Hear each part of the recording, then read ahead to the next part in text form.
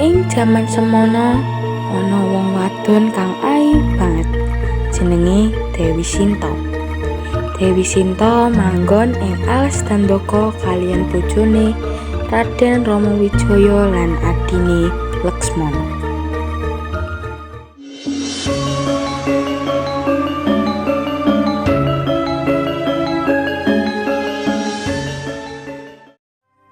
Lan ing kerajaan Alengka, Prabu Rahwana utawa Dasamuka tresna marang Dewi Sinta. Prabu Dasamuka ora iso turu amarga tansah mikirake kaendahane Dewi Sinta. Hei kroco, rene kowe. Kula, Prabu. Iya kowe, sapa jenengmu? Marica, Kanjeng Prabu. Marica, sedulure ketumbar. Pinten Prabu? Iku Marica. Kula Marica. Alah, padha wae. Nggih, Prabu. Kowe iki jane prajurit bagian apa? Kula bagian intel, Prabu. Tak kei gawean. Satine kowe iki pinter malih rupa dadi apa wae. Menika kula Wes, diaturi aku durung apa ngomong. Ngapunten, Prabu. Kowe tak kei gawean. Malih rupa dadi kidang kencana. Lan liwat alas Dandaka. Kanggo narik perhatiane Dewi Sinta. Redi, Kanjeng Prabu.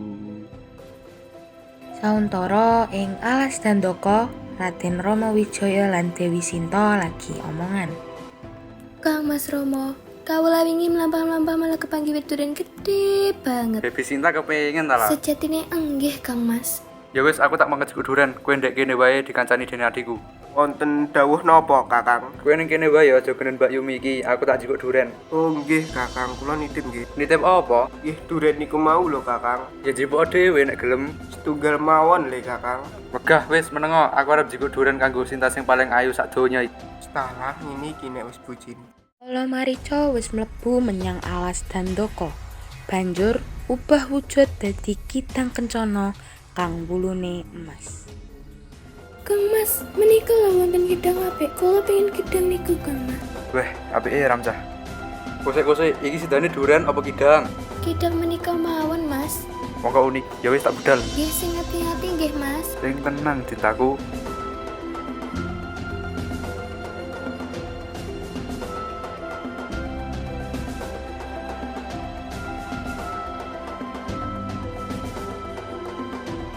Laksmana, jaganan Mbak Yumu iki.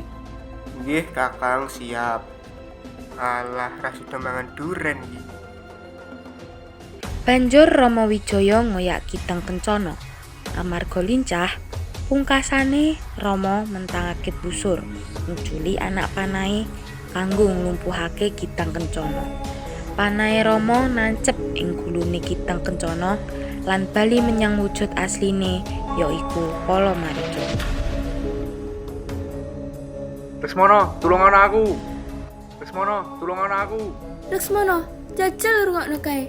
Kok kaya suarane Kang Mas munjal pitulungan. Leres, Bayu. Niku suarane Kakang Rama. Gusti, wis kendang susulan kakangmu kae le. Terus panjenengan pripun, Bayu? Ora apa-apa, aku tak njaga awakku dhewe. Wis kendang disusul kono le. Nggih, sampun, Bayu.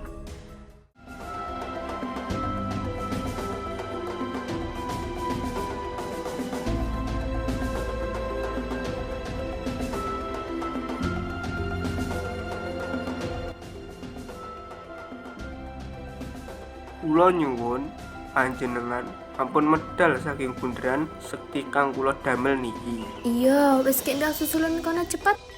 Nggih, sampun kula bedal rumiyin. Sing hati-hati le. Nggih, siap. Dasamuka ngerti yen Dewi Sinta lagi dhewean. Dheweke wiwit ngrencanakake nyulik Dewi Sinta, yaiku kanthi nyamar dadi wanita. Nyuwun sewu, Mbah. Gagas sewu, mangatos saya gablek dong. Sanes niku, Mbah, jenengan apa pendahar? Dereng dan ayu. Oh alah, nggih sami, Mbah. Kula badhe tumbas bakso nanging kula mboten saged ninggalaken bendaran iki. Napa ngeten mawon, kula paringi arta panjenengan tumbas bakso sekawan, kula 3 panjenengan setunggal pripun? Lae, ayu-ayu kok nggragas. Pripun, Mbah? Nggih mboten napa-napa Cahayu. Umpamane jenengan kalih, kula kalih, pripun?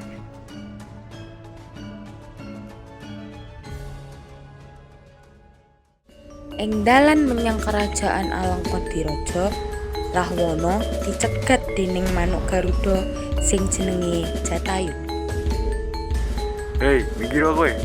Balekno Dewi Sinta. Kurang ajar wani-wani nih kowe nantang aku. Balekno Dewi Sinta. Apa kowe sing tak ajar? Tak ladeni sampean. Jatayu mekar lan wiwit perang gelut karo Rahwana. Rahwana perang karo Jatayu lan perang dimenangke déning Rahwana.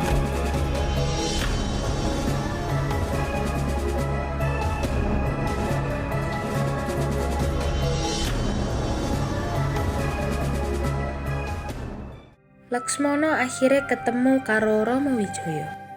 Kakang, jenengan mboten napa-napa. Wah, kowe ngopo rene? Aku ora apa-apa, Sita mbok tinggalno. Kula dipun utus kalih Mbak Yu Dewi Sinta. Terus lah apa mbok turuti? Panjenenganipun wates dumaken, Kang Mas. Ya wis, ayo balik.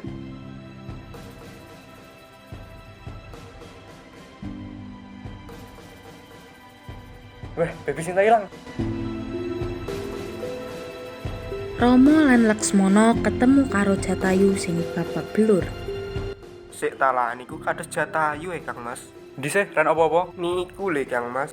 Loh iya ya, ayo wis ndang diparani.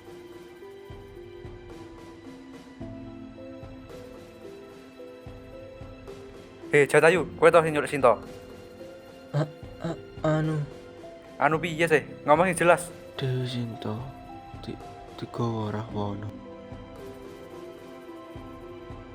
Aku kudu marani Sinta. Nanging caranipun pripun, Kang Mas? Anoman teka mlumpat saka wit. Wah,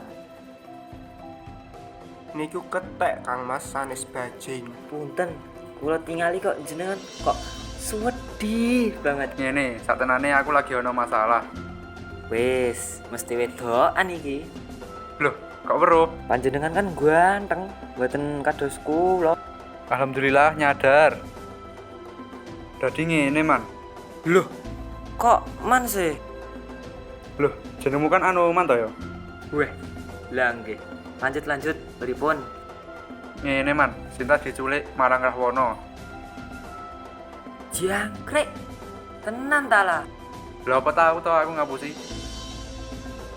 Menawi kula saged dados daduwa dateng ing prateng negeri Alangka goleki Dewi Sinta.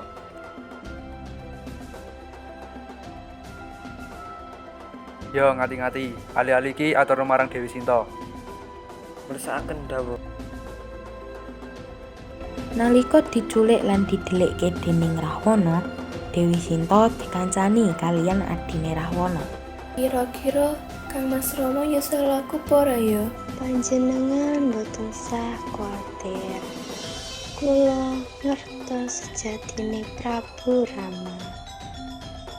Punika kesatria ingkang gagah perkasa.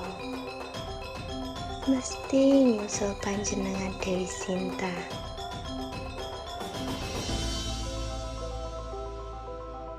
Boten sah nangis. Mengke malah hilang ayune. Anoman lungguh ning dhuwur wit, namati lan ngawasi kerajaan Alengka. Weruh Dewi Sinta, Anoman banjur nyusul Dewi Sinta karo nunduk. Loh, enek ketek ning kene. Kula dipun utus Raden Rawawijaya. Nami kula Anoman. Niki bukti tanda dutanipun.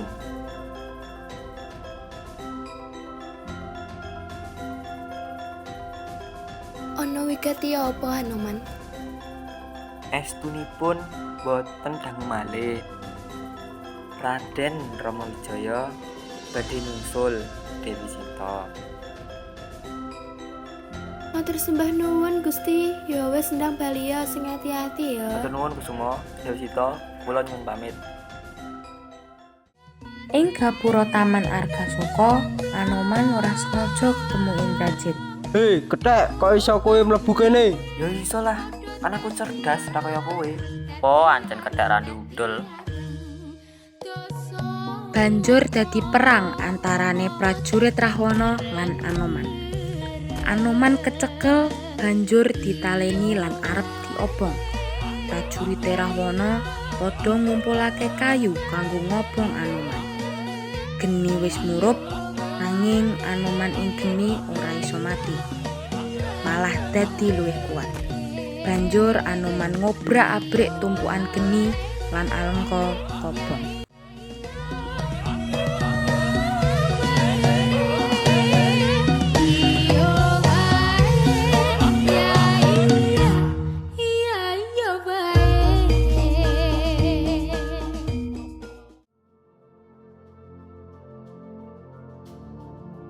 Hei Rahwana, balekno Sinta.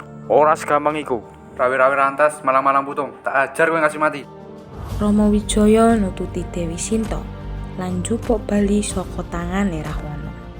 Sakabehane gelut. Rama menang nalika busur panahe kenek Rahwana. Akhire Raden Rama Wijaya ketemu karo Dewi Sinta. Nanging Rama ora langsung nampa kekasihé.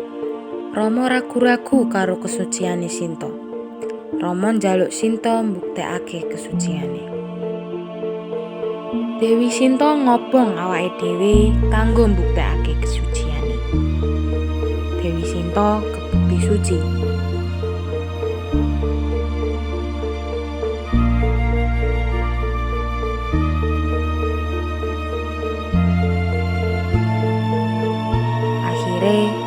Rama Wijaya lan Dewi Sinta